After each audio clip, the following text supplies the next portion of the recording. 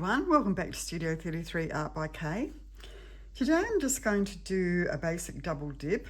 I've got some beautiful pigment colours here, etc. that some are custom made though, so I'll have the description of them in the description box below, so I won't go through the colours because, as I say, most of them are custom made, but I will show you how I did that, as I will list them in the description. So what I'm going to do is lay down a base of black. Now this is a great way of creating some beautiful coasters, and it's simple for anyone who's just starting out with acrylic pouring, but they also create beautiful coasters for anyone who's been doing this for a while as well. So this is just a 10 centimetre by 10 centimetre ceramic tile. And I'm just laying down some, it's the Eraldo di Paolo Black that's been mixed with Australian Floetrol, just to get a base. Just try and not do it too deep. This is just to cover the tile, and then I'm going to place the paints on top of that.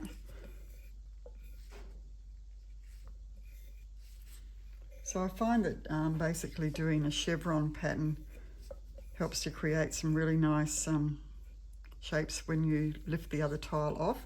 So this is a true double dip, this one, because I'm dipping one tile onto the other. So the colours I'm going to lay down are some of the, well, I'm not going to go through all of them as I say, but this one I'll tell you is the Black Diamond Dynamic Fury, which has the most beautiful colour shift. Red through blue. So I'm just doing it through the middle there, but I'll do the chevron as well, because I got distracted and started doing the wrong thing. So I want quite a bit of this one on there because it'll come up really nice. Then I'm going to add to it just a tiny bit of the Black Diamond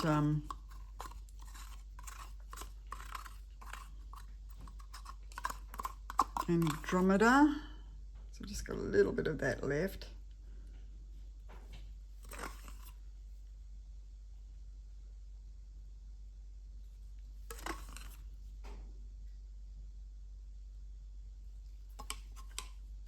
And now I'm just laying down some of the custom colours that I had made up.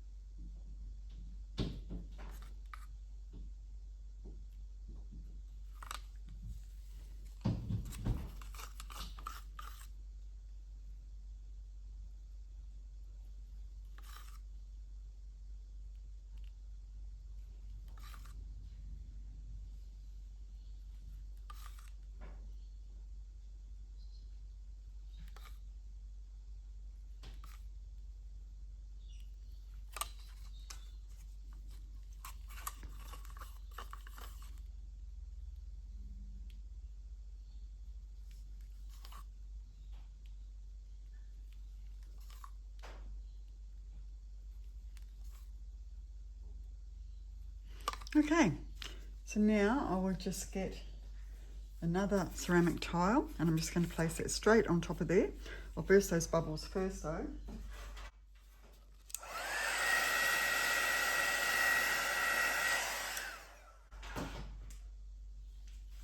So here we go.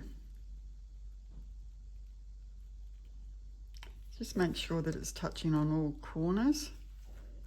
And I'm never sure which is the nicest, the one that was on the bottom or the one that was on the top. So try and hold the bottom one down or you lift the one off the top.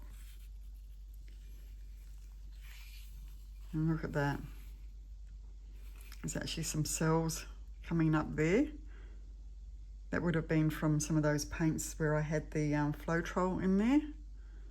But that's just beautiful. Those colour combinations with that beautiful magenta, with the lovely angel blue and the copper and the black base coming through. You can see the other one. It's beautiful too, and it's quite different even though they were pushed together. So now all I'll do is I'll just make sure all the corners are covered. And this one here, the top one on the top, doesn't have much paint on the edges, so just get a little spatula and I'll just scoop up some of the paint from on the other one and then just press it along the side. Just make sure it's covered. It's quite a bit of paint just here. And just give it a little gentle nudge. Cover those edges.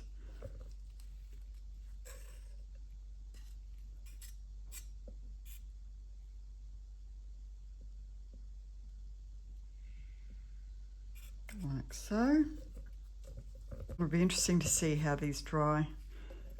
Get those beautiful colour shift coming up with some of those ones that were colour shift.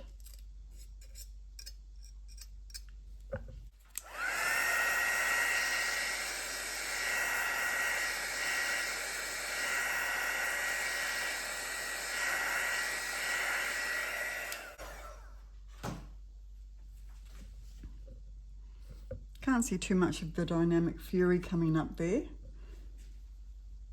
mainly because I put it on the bottom, I guess. Oh, I can actually.